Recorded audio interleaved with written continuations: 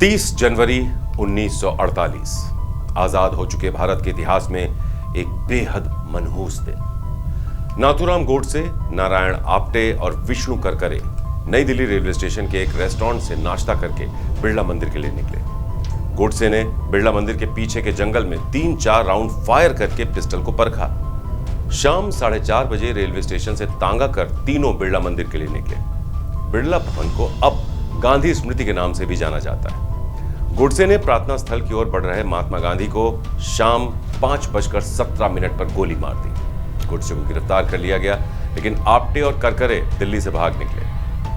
तो आप देख रहे हैं श्रेष्ठ भारत और हम बात कर रहे हैं महात्मा गांधी की हत्या कब और कैसे हुई इस मामले पर। तो कैसे हुई, कब हुई, इस बारे में हम और आप सब जानते हैं। नाथूराम गोडसे ने उन्हें गोली मारकर उनकी हत्या की थी, यह भी हमें बचपन से पढ़ाया गया है। लेकिन वो क्या हालात थे जिनके चलते गोडसे को बापू की हत्या करनी पड़ी, और उनकी हत्या के बाद क्या क्या हुआ, और क्या नेहरू और सरदार पटेल महात्मा गांधी से परेशान थे।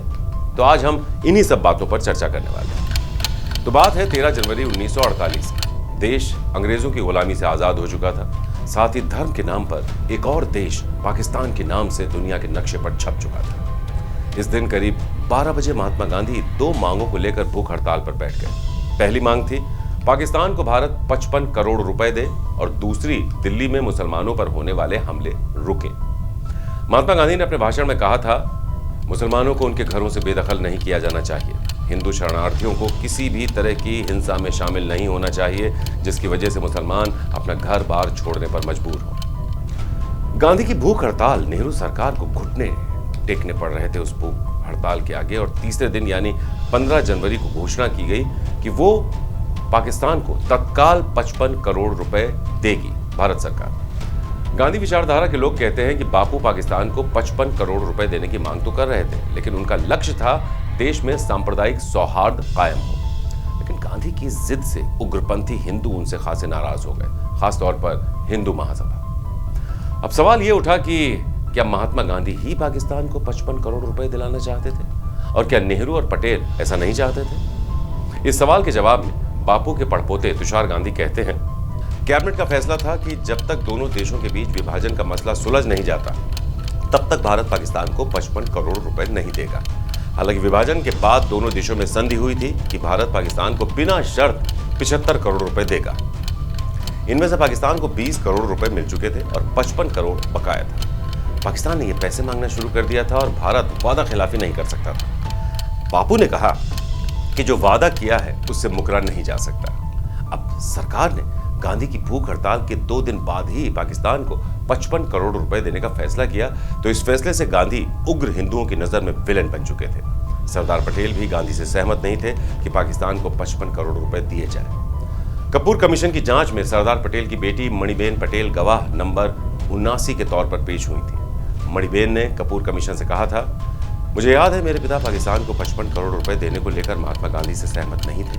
उनका मानना था कि अगर पाकिस्तान को यह रकम दी जाती है तो हमारे लोग इससे नाराज होंगे। पाकिस्तान को यह रकम मिलेगी तो वो इस पैसे का इस्तेमाल हमारे खिलाफ कर सकता है। ऐसे में हमारे देशवासियों की भावनाएं आहत होंगी। मेरे पिता ने महात्मा गांधी से यह भी कहा था, इस भूख हड़ताल को लोग ठीक नहीं मानेंगे और इसे पाकिस्तान को 55 करोड़ रुपए दिलाने के लिए सरकार पर दबाव बनाने के हथियार के तौर पर देखेंगे।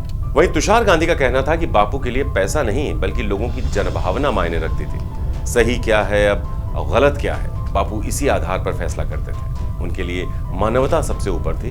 वो वादा खिलाफी बर्दाश्त नहीं कर सकते थे। जनभावना के दबाव में वो गलत फैसले का समर्थन नहीं कर सकते थे। बापू ने वही करने को कहा जिसका वादा भारत ने किया था। नेहरू और पटेल चुनावी राजनीति में आ चुके थे, लेकिन बापू आजादी के बाद भी अपने सिद्धांतों पर ही चल रहे थे। बापू को न जनभावना से डर लगता था और न ही मौत से।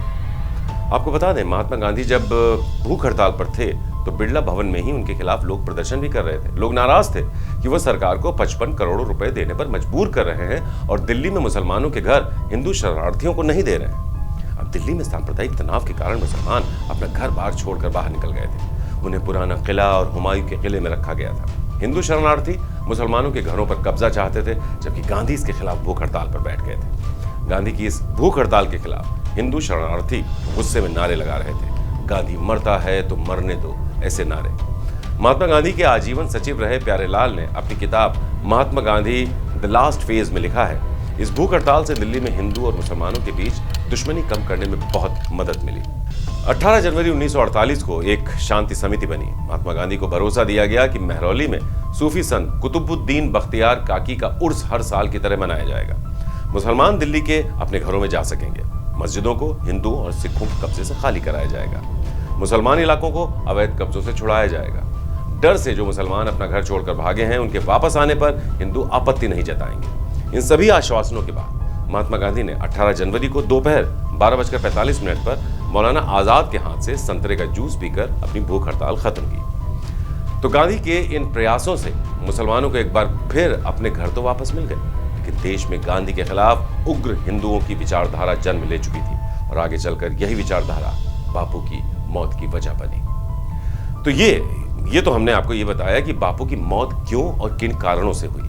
अब बताते हैं कि बापू की मौत के बाद उनके हत्यारों के साथ क्या हुआ, जिन्हें कोई नायक मानता है तो कोई खलनायक। तारीख थी 10 फरवरी साल 1949। दिल्ली के लाल किले के आसपास आवाजाही रोक दी गई थी। सुरक्षा बलों की भारी तैनाती थी। महात्मा गांधी की हत्या पर अदालत का फैसला आने वाला था। लाल किले के अंदर ही विशेष अदालत बनाई गई थी। ठीक 11:20 पर नाथूराम गोडसे के साथ 8 और अभियुक्त कोर्ट रूम में लाए गए। सावरकर के चेहरे पर गंभीरता थी, जबकि नाथूराम गोडसे, नारायण आप्टे और विष्णु करकरे मुस्कुराते हुए आए। ब्लैक सूट में जज आत्माचरण कोर्ट रूम में 11:30 बजे पहुंचे। जज ने बैठते ही नाथूराम गोडसे का नाम पुकारा, जिस पर गोडसे खड़े हो गए। फिर बारी बारी से सभी का नाम बोला गया। जज आत्माचरण ने गांधी की हत्या में नाथूराम गोडसे और नारायण आप्टे को फांसी की सजा सुनाई। विष्णु करकरे, मदन लाल पाहवा, शंकर किस्टया, गोपाल गोडसे और दत्तात्रेय परचुरे को आजीवन कैद की सजा सुनाई गई। जज ने सावरकर को बेगुनाह करार दिया और उन्हें तत्काल रिहा करने का आदेश दिया। तो फैसला सुनने के बाद कटघरे से निकलते हुए गोडसे समेत सभी ने हिंदू धर्म की जय, तोड़ के रहेंगे पाकिस्तान और हिंदी हिंदू हिंदुस्तान के नारे लगाए। ये कोई पहली बार नहीं था जब गोडसे कोर्ट रूम में नारे लगा रहे थे। इससे पहले 9 नवंबर 1948 को जज आत्माचरण ने नाथूराम से 28 सवाल पूछे। एक सवाल के जवाब में गोडसे ने कहा था, हाँ, गांधी को गोली मैंने मारी थी। आपको बता दें कि नाथूराम गोडसे किसी जमाने में आरएसएस के सदस्य रहे थे, लेकिन बाद में वो हिंदू महासभा में आ गए। वहीं महात्मा गांधी के बारे में कहा जाता है कि उन्होंने खुद ये कहा था कि वो 125 साल तक जिंदा रहना चाहते हैं। हत्या से करीब 6 साल पहले यानी 72 की उम्र में बापू ने अपनी ये तमन्ना जाहिर की थी, लेकिन उनका जीवन अचानक खत्म कर दिया 37 साल के मराठी ब्राह्मण नाथूराम गोडसे ने, क्योंकि जब गांधी की हत्या हुई तो वो 78 साल के थे।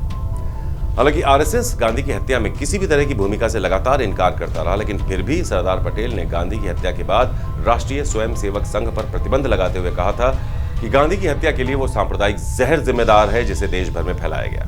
नवजीवन प्रकाशन अहमदाबाद से प्रकाशित गांधी के निजी सचिव रहे प्यारेलाल ने लिखा है, आरएसएस के सदस्यों को कुछ स्थानों पर पहले से निर्देश था कि वो शुक्रवार को अच्छी खबर के लिए रेडियो खोल कर रखें। इसके साथ ही कई जगहों पर आरएसएस के सदस्यों ने मिठाई भी बांटी थी।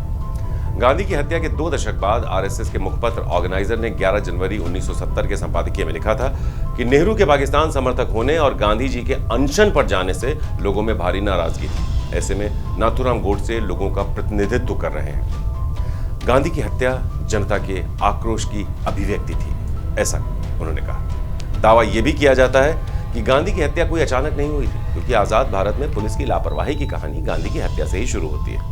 कई लोग मानते हैं कि गांधी की हत्या होने दी गई।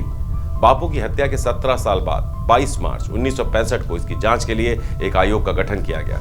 इस जांच आयोग की कमान सुप्रीम कोर्ट के रिटायर्ड जज जस्टिस जीवन लाल कपूर को मिली। इसे कपूर कमीशन की जांच के नाम से जाना जाता है। 12 अक्टूबर 1964 के दिन ही नाथूराम गोडसे के छोटे भाई गोपाल गोडसे के अलावा विष्णु करकरे और मदन लाल पाहवा आजीवन कैद की सजा काटकर रिहा हुए। जब वो गोपाल गोडसे और विष्णु करकरे पुणे पहुंचे तो उनके दोस्तों ने किसी नायक की तरह उनका स्वागत करने का फैसला किया। 12 नवंबर 1964 को सत्य विनायक पूजा आयोजित हुई, जिसमें आने के लिए मराठी में लोगों को आमंत्रण पत्र भेजा गया, जिस पर लिखा गया कि देशभक्तों की रिहाई की खुशी में इस पूजा का आयोजन किया गया है और आप सभी आकर इन्हें बधाई दें। इस आयोजन में करीब 200 लोग शरीक हुए थे। इस कार्यक्रम में नाथूराम गोडसे को भी देशभक्त कहा गया। सबसे हैरान करने वाला रहा लोकमान्य बाल गंगाधर तिलक के नाती जीवी केतकर का बयान। केतकर ही इस आयोजन की अध्यक्षता कर रहे थे। पूजा के बाद गोपाल गोडसे और करकरे ने जेल के अनुभवों को साझा किया और इसी दौरान केतकर ने कहा उन्हें पहले से ही गांधी की हत्या की योजना पता थी और खुद नाथूराम गोडसे ने ही बताया था। इसके बाद केतकर को गिरफ्तार कर लिया गया। गोपाल गोडसे को फिर से गिरफ्तार कर जेल भेज दिया गया। इसी के बाद 1965 में गांधी की हत्या की जांच के लिए कपूर कमीशन का गठन किया गया।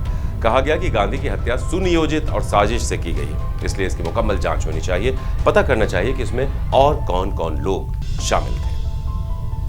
नमस्कार। श्रेष्ठ उत्तराखंड पर खबरों से जुड़े रहने के लिए चैनल को सब्सक्राइब करें, बेल आइकन दबाएं और देखते रहें श्रेष्ठ उत्तराखंड।